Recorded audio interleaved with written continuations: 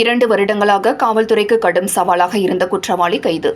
அவரிடமிருந்து 45 சவரன் நகை, 3,17,000 ரூபாய் ரொக்கப்பணம், 3 சொகுசு கார்கள் பறிமுதல் செய்து காவல்துறையினர் நடவடிக்கை.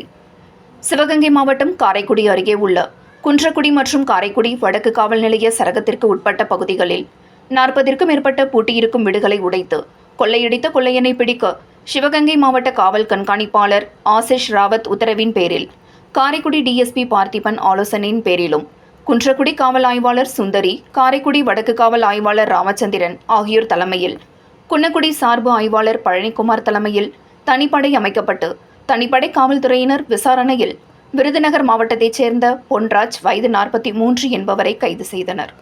இவர் மேல் தஞ்சாவூர், ஈரோடு, திருநெல்வேலி, தென்காசி ஆகிய மாவட்டங்களில் பல்வேறு திருட்டு வழக்குகள் நிலுவையில் உள்ள நிலையில் கடந்த 2 வருடங்களாக காரைக்குடி, குன்றக்குடி மற்றும் புதுக்கோட்டை மாவட்டங்களில் இரவு நேரங்களில் பலினோ காரில் வந்து பூட்டிய வீடுகளை நோட்டமிட்டு 40க்கும் மேற்பட்ட வீடுகளை உடைத்து தங்கம், வெள்ளி மற்றும் பல்வேறு பொருட்களை திருடி சென்றுள்ளார்.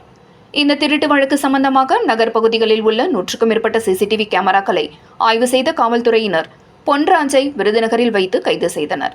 அவரிடமிருந்து இதுவரை 45 பவுண்ட் தங்கம், வெள்ளி நகைகள், 3,17,000 ரூபாய் ரொக்கம் பணம், திருடுவதற்கு பயன்படுத்திய பலினோ காரையும், திருடிய பணத்தில் வாங்கிய மேலும் 2 கார்களும், மொத்தம் 3 கார்கள் பறிமுதல் செய்யப்பட்டது.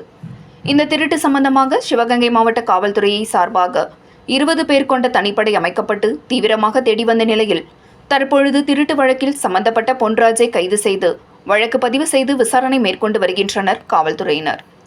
மேலும் வீடுகளில் திருடு போகாமல் தடுப்பதற்காக அனைத்து வீட்டிலும் கண்காணிப்பு கேமராக்கள் பொருத்துவது, குறிப்பிட்ட பகுதியில் உள்ள மக்கள் ஒன்று சேர்ந்து வாட்ச்மேன் நியமிப்பது, வீட்டை பூட்டிவிட்டு செல்லும் பொழுது காவல்துறைக்கு தகவல் அளித்து செல்வது ஆகியவற்றின் மூலம் இதுபோன்ற திருட்டுக்களை தடுக்கலாம் என்று காரைக்குடி உள்கோட்ட காவல்துறை துணை கண்காணிப்பாளர் பார்த்திபன் கேட்டுக்கொண்டுள்ளார்.